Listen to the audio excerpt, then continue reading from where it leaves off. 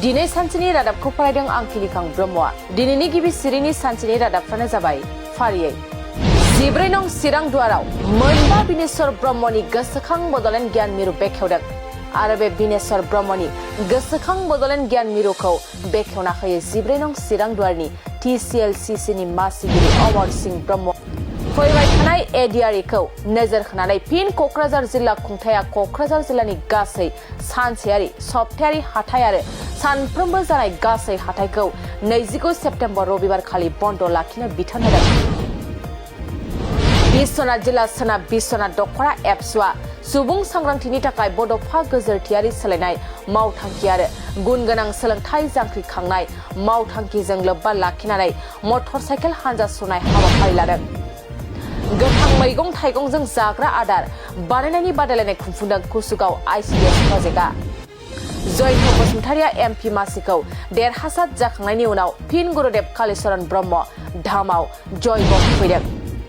सनितपुर जिल्ला एबसुनि बानजायनायाव सा धेकियाजुलि बाथासिपुर मिलन गोजौ फरायसालियाव फरायसाफोरखौ लानानै सोलोंथाइ सांग्रांथि आरो बर' माहारिबादनि सायाव सावरायनाय हाबाफारि खुंफुंदों। दिनै सानसेनि रादाबफ्रा एसेनोसै। गोजोन्थों। खुलुमबाय। दिनै सानसेनि रादाबखौ फरायदों आं किलिखां ब्रह्मआ। दिनैनि गिबि सिरिनि सानसेनि रादाबफ्रानो जाबाय फारियै 14 नं चिरां दुवाराव मोनबा बिनेश्वर ब्रह्मनि गोसोखां बड'लेण्ड गियान मिरु बेखेवदों आरो बे बिनेश्वर ब्रह्मनि गोसोखां बड'लेण्ड गियान मिरुखौ बेखेवना होयो 14 नं चिरां दुवारनि TCLCC नि मासिगिरि अमर सिंह ब्रह्म।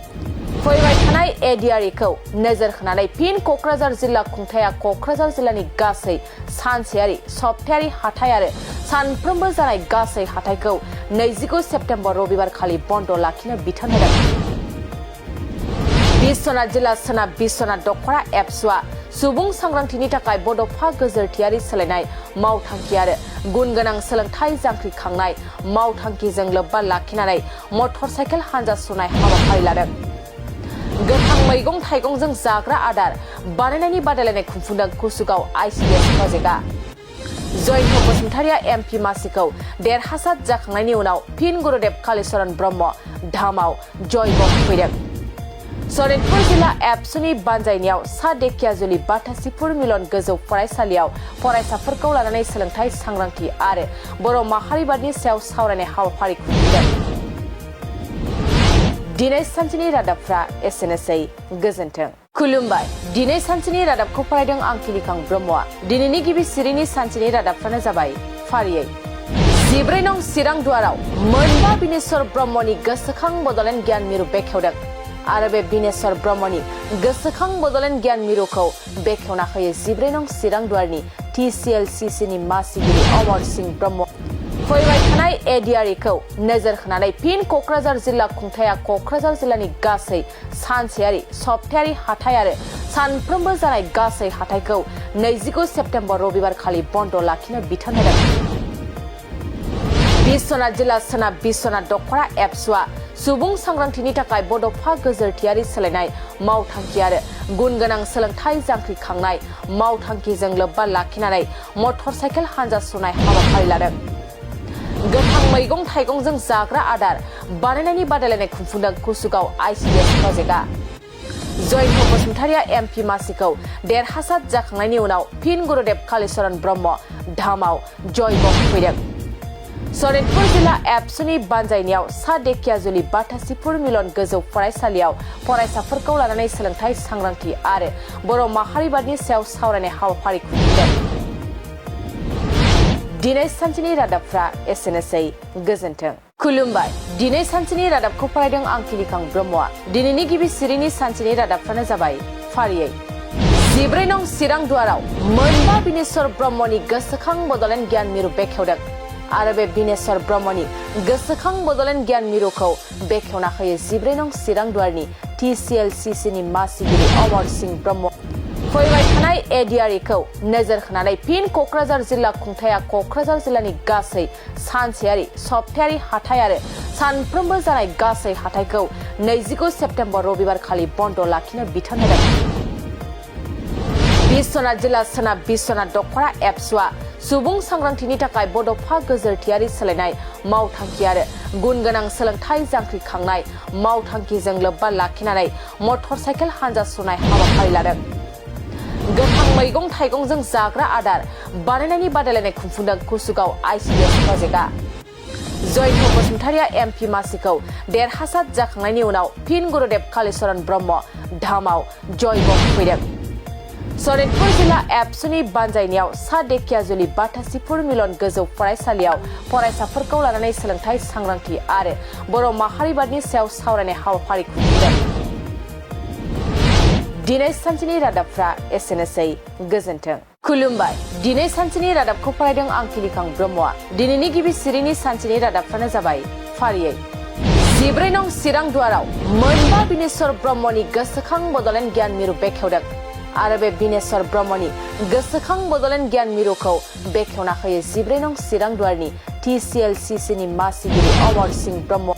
फैबाय थानाय एडिआरइखौ नोजोर होनानै फिन क'क्राझार जिल्ला खुंथाया क'क्राझार जिल्लानि गासै सानसेयारि सप्तायारि हाथाइ आरो सानफ्रोमबो जानाय गासै हाथाइखौ 29 सेप्तेम्बर रबिबार खालि बन्द लाखिनो बिथोन होदों।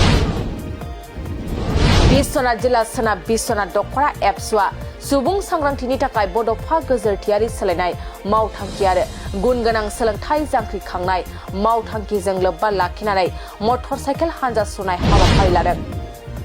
गोथां मैगं थाइगंजों जाग्रा आदार बानायनायनि बादायलायनाय खुंफुंदों कुसुगाव ICDS प्रजेक्टआ। जयन्त बसुमतारिया MP मासिखौ देरहासार जाखांनायनि उनाव फिन गुरुदेव कालीचरण ब्रह्म धामाव जयग होफैदों। सनितपुर जिल्ला एबसुनि बानजायनायाव सा धेकियाजुलि बाथासिपुर मिलन गोजौ फरायसालियाव फरायसाफोरखौ लानानै सोलोंथाइ सांग्रांथि आरो बर' माहारिबादनि सायाव सावरायनाय हाबाफारि खुंफुंदों। दिनै सानसेनि रादाबफ्रा एसेनोसै, गोजोन्थों। खुलुमबाय। दिनै सानसेनि रादाबखौ फरायदों आं किलिखां ब्रह्मआ। दिनैनि गिबि सिरिनि सानसेनि रादाबफ्रानो जाबाय फारियै 14 नं चिरां दुवाराव मोनबा बिनेश्वर ब्रह्मनि गोसोखां बड'लेण्ड गियान मिरु बेखेवदों आरो बे बिनेश्वर ब्रह्मनि गोसोखां बड'लेण्ड गियान मिरुखौ बेखेवना होयो 14 नं चिरां दुवारनि TCLCCनि मासिगिरि अमर सिंह ब्रह्म। फैबाय थानाय एडिआरइखौ नोजोर होनानै फिन क'क्राझार जिल्ला खुंथाया क'क्राझार जिल्लानि गासै सानसेयारि सप्तायारि हाथाइ आरो सानफ्रोमबो जानाय गासै हाथाइखौ 29 सेप्तेम्बर रबिबार खालि बन्द लाखिनो बिथोन होदों। बिश्वनाथ जिल्ला सोनाब बिश्वनाथ दख'रा एबसुआ सुबुं सांग्रांथिनि थाखाय बड'फा गोजोरथियारि सोलायनाय मावथांखि आरो गुन गोनां सोलोंथाइ जांख्रिखांनाय मावथांखिजों लोब्बा लाखिनानै मटर साइकेल हानजा सुनाय हाबाफारि लादों। गोथां मैगं थाइगंजों जाग्रा आदार बानायनायनि बादायलायनाय खुंफुंदों कुसुगाव ICDS प्रजेक्टआ। जयन्त बसुमतारिया MP मासिखौ देरहासार जाखांनायनि उनाव फिन गुरुदेव कालीचरण ब्रह्म धामाव जयग होफैदों। सनितपुर जिल्ला एबसुनि बानजायनायाव सा धेकियाजुलि बाथासिपुर मिलन गोजौ फरायसालियाव फरायसाफोरखौ लानानै सोलोंथाइ सांग्रांथि आरो बर' माहारिबादनि सायाव सावरायनाय हाबाफारि खुंफुंदों। दिनै सानसेनि रादाबफ्रा एसेनोसै, गोजोन्थों। खुलुमबाय। दिनै सानसेनि रादाबखौ फरायदों आं किलिखां ब्रह्मआ। दिनैनि गिबि सिरिनि सानसेनि रादाबफ्रानो जाबाय फारियै 14 नं चिरां दुवाराव मोनबा बिनेश्वर ब्रह्मनि गोसोखां बड'लेण्ड गियान मिरु बेखेवदों आरो बे बिनेश्वर ब्रह्मनि गोसोखां बड'लेण्ड गियान मिरुखौ बेखेवना होयो 14 नं चिरां दुवारनि TCLCCनि मासिगिरि अमर सिंह ब्रह्म। फैबाय थानाय एडिआरइखौ नोजोर होनानै फिन क'क्राझार जिल्ला खुंथाया क'क्राझार जिल्लानि गासै सानसेयारि सप्तायारि हाथाइ आरो सानफ्रोमबो जानाय गासै हाथाइखौ 29 सेप्तेम्बर रबिबार खालि बन्द लाखिनो बिथोन होदों। बिश्वनाथ जिल्ला सोनाब बिश्वनाथ दख'रा एबसुआ सुबुं सांग्रांथिनि थाखाय बड'फा गोजोरथियारि सोलायनाय मावथांखि आरो गुन गोनां सोलोंथाइ जांख्रिखांनाय मावथांखिजों लोब्बा लाखिनानै मटर साइकेल हानजा सुनाय हाबाफारि लादों। गोथां मैगं थाइगंजों जाग्रा आदार बानायनायनि बादायलायनाय खुंफुंदों कुसुगाव ICDS प्रजेक्टआ।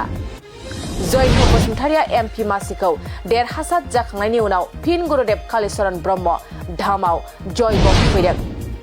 सनितपुर जिल्ला एबसुनि बानजायनायाव सा धेकियाजुलि बाथासिपुर मिलन गोजौ फरायसालियाव फरायसाफोरखौ लानानै सोलोंथाइ सांग्रांथि आरो बर' माहारिबादनि सायाव सावरायनाय हाबाफारि खुंफुंदों।